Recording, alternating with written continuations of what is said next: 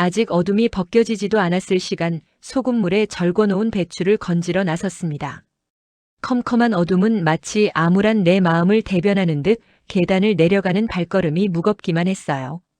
창고로 가는 길은 서리가 하얗게 내려 밤새 눈이 내린 듯 했고 문을 열고 들어가는 순간 찬 공기가 폐 속으로 깊이 스며드는 것을 느꼈습니다. 고무 장갑을 끼고 배추를 건져 커다란 소쿠리에 담았습니다. 자그마치 600포기. 담아도 끝이 나질 않아 그 자리에 주저앉고 말았어요. 전날 밤 늦게까지 남편과 집 안텃밭에 심어놓은 배추와 물을 뽑고 다듬고 씻고 자르고 소금물에 담가놓고 자리에 누우니 새벽 1시가 넘었더군요. 잠깐 눈 붙이고 일어나야겠다고 누웠는데 5시가 훨씬 넘었어요. 힘들고 피곤해서 커피를 한 잔 끓였어요. 플라스틱 엉덩이 의자에 앉아 커피를 마시는 신세가 처량하게 느껴졌습니다. 지금까지 40년이 넘도록 이 짓을 해온 내 인생이 허무하다는 생각에 눈물이 주르륵 흘렀어요. 볼을 타고 흐르는 눈물을 훔치며 다시 배추를 건지며 다짐했습니다. 그래, 이제 그만하자. 더 이상은 못해. 나도 이제 나이가 있는데 언제까지 이렇게. 저는 올해로 나이 64. 딸 둘과 아들 하나를 둔 농촌 아낙네랍니다. 농촌으로 시집와서 남편과 농사 지으며 산지 어언 40년이 넘어가네요. 24세 친구 소개로 만난 3살 위의 남편은 말 그대로 농부였어요.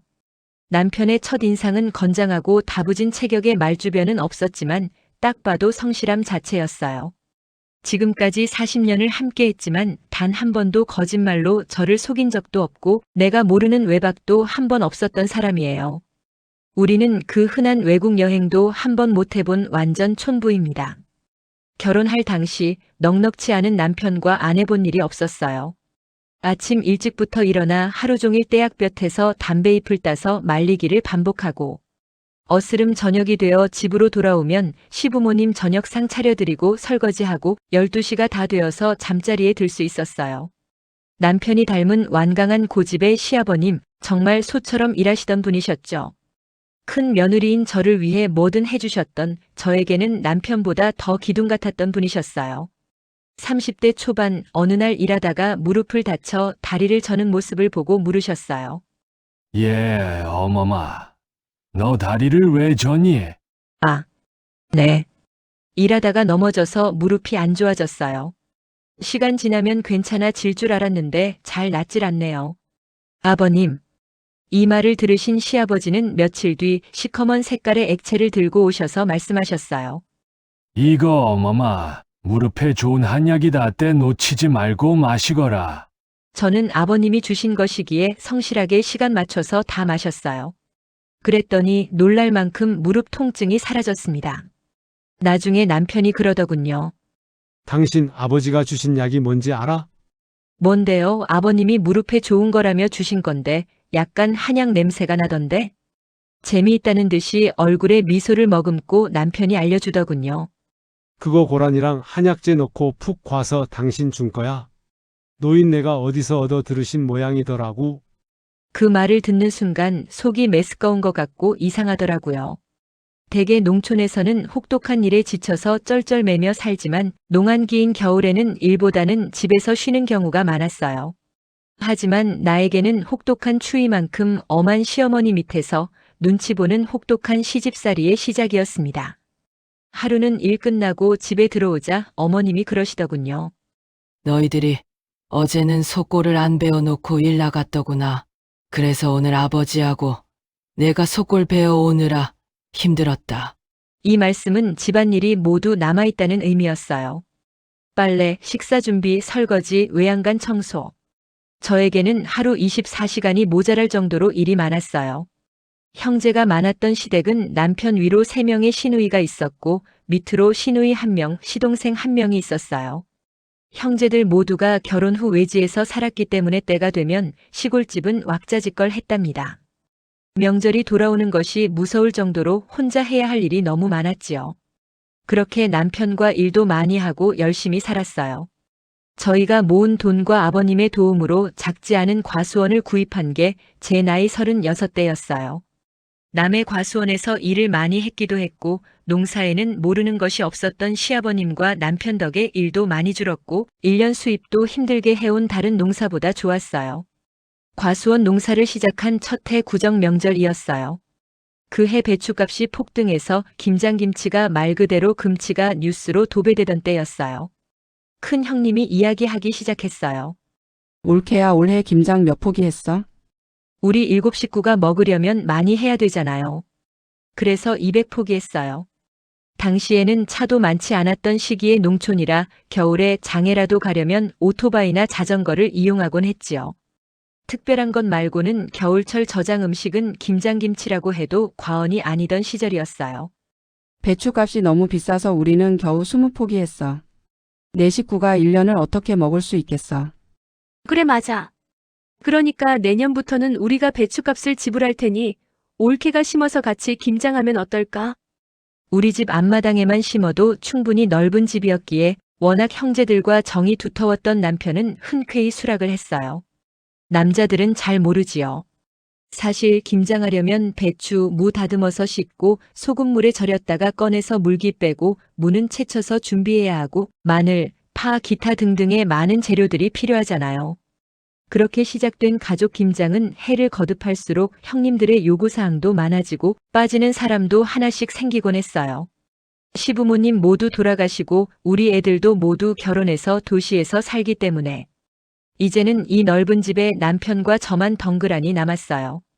매년 김장철이 되면 딸들이 제일 먼저 와서 도와주곤 했어요.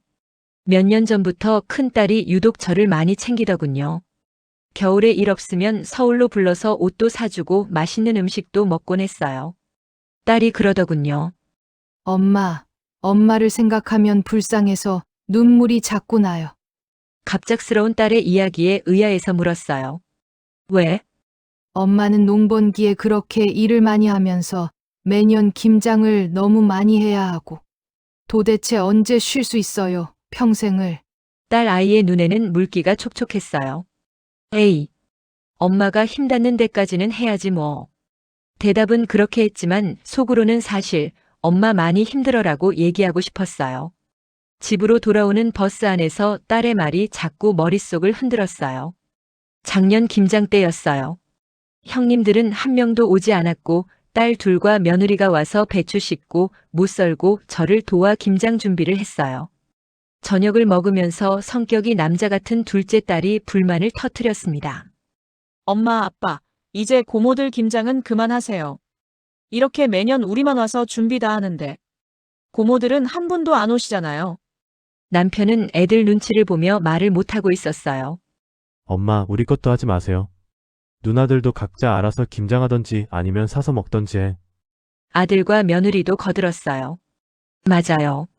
어머니, 아버님이 배추 심으시면 복숭아도 바쁘신데 농약 치셔야 하고 풀 뽑으시고 일이 너무 많아요?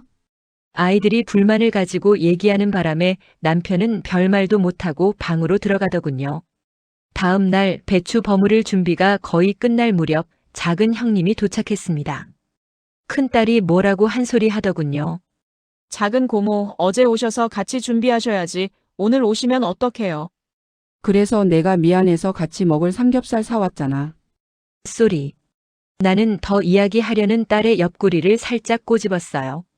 사실 매년 김장 때마다 나오는 상황이었어요. 마치 시누이들이 서로 짠 듯이 일이 생겨서 1년에 한 명씩 돌아가며 오시는 것 같았어요. 몇 년 전에 남편에게 말했어요. 여보, 내년부터 배추 심지 맙시다. 복숭아 따다 말고 당신이 집에 와서 약치고 풀 뽑아야 하고 심고 키우는 것만 힘든 게 아니고 나도 이제 나이가 있어서 김장이 힘에 부쳐요. 그건 당신이 알아서 결정하세요. 결정해서 알려주면 나야 당신 뜻대로 따르면 되지 뭐. 대답하는 남편의 표정에서 난처함을 느낄 수 있었어요. 사이좋은 누님들한테 지금까지 수십 년을 해온 김장을 갑자기 못하겠다고 알려야 하니 그 처지가 난처했던 것이었어요. 그런데 올해에는 딸들도 못 온다고 연락이 왔고 아들과 며느리도 사정이 생겨서 못 온다고 연락을 받았습니다. 시누이들은 온다고는 얘기하는데 진짜로 누가 몇 명이 올지는 모르는 상황이었어요. 어쩔 수 없이 혼자 모든 준비를 해야 하니 남편도 팔 걷어붙이고 도와주더군요. 김장이라는 것이 남자들이 특히 우리 나이 또래의 남자들은 도와주어도 한계가 있어요. 저 또래의 주부들은 아마 다들 공감하실 거라 생각해요. 남편은 배추와 물을 뽑아다 수도가에 가져다 주었고 저는 다듬고 씻고 자르고 본의 아니게 일이 분담이 되었어요. 순서를 기다리는 600포기의 배추와 무의 양은 어마어마했어요. 저녁 식사를 마치고 남편은 슬그머니 일어나 방으로 가려 했어요. 왜? 당신 나는 자연인이다 안 보고 방으로 가요? 응, 어제 술 때문에 많이 피곤하네. 여보, 나 조금만 눈 좀 붙이고 도와줄게요. 설거지를 마치고 배추 씻으러 다시 나가려는데 방에서 남편의 목소리가 들려왔어요. 그러니까 내일 몇 시에 오실 거냐고요? 그럼 일찍 오시고 큰 누님네는 작은 누님이 가져다 주세요. 들리는 말로는 내일 둘째 시누이만 오고 다들 못 온다는 것 같았어요. 남편 통화에 참견하고 싶어서 나가려던 발길을 돌려 거실에 앉았어요. 방문을 열고 나오는 남편에게 말했어요. 여보, 내일 이러다가 당신하고 나하고 저 많은 배추 다 버무려야 할 것 같아요. 어떻게? 아니야, 내일 작은 누님 일찍 온다니까 당신하고 셋이 하면 되지. 우리 김장이 600포기예요. 그걸 반으로 자르면 1200포기를 버무려야 하는데 셋이 어떻게 해요? 그리고 작은 형님은 내일 몇 시에 오신대요? 항상 점심 전에 도착해서 몇 포기 안 하고 가져가는 양반인데 도움이 되겠어요? 제 목소리가 커지자 남편도 목소리가 커졌어요. 그럼 나더러 어떡하라는 거야?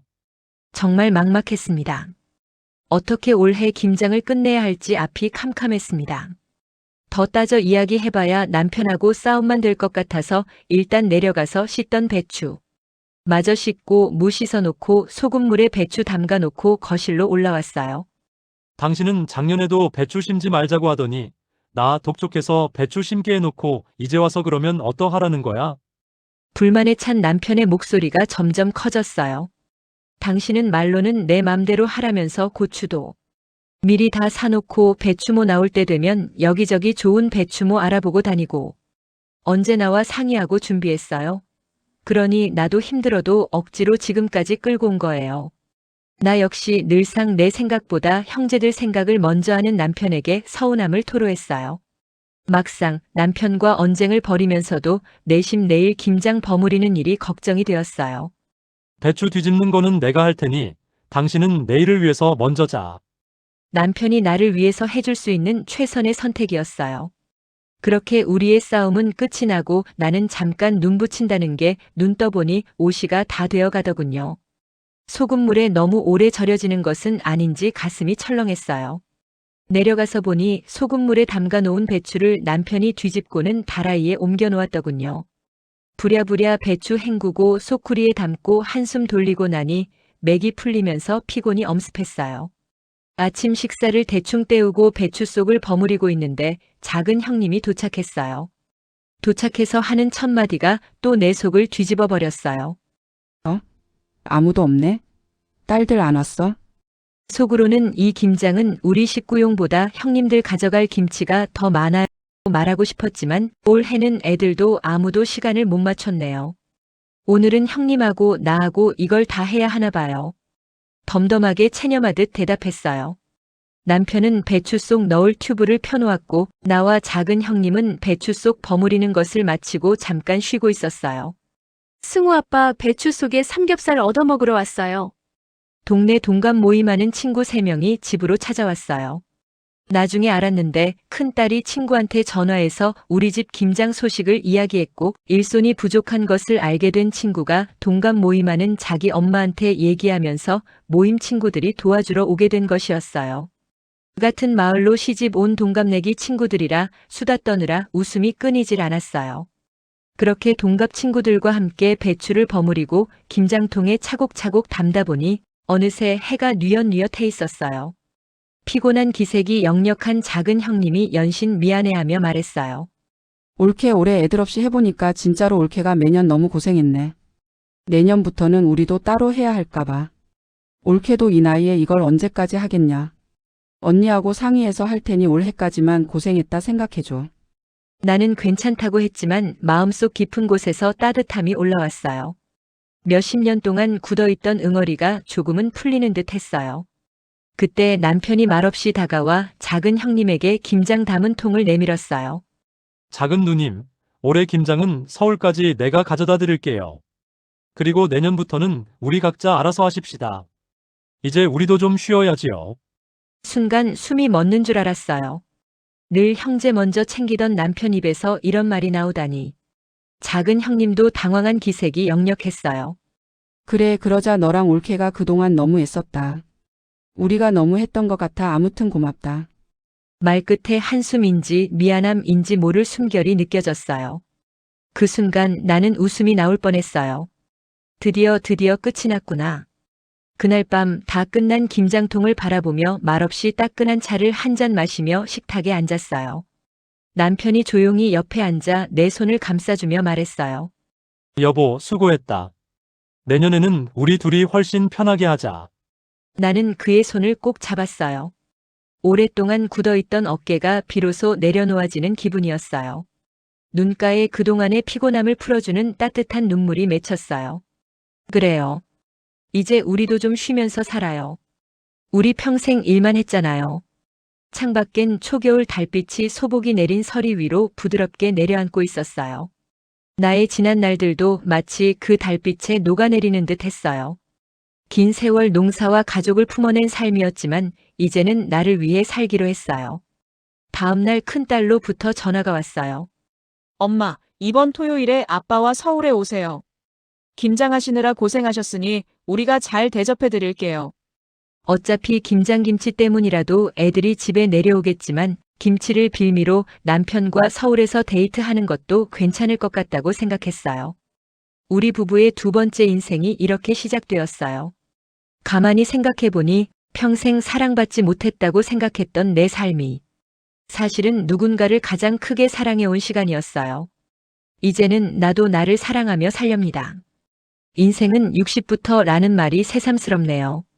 이번 김장으로 인해 힘들게 살아온 젊은 날의 고생이 이제는 보람과 행복으로 내게 보상하는 것 같아 한결 마음이 가벼워졌어요.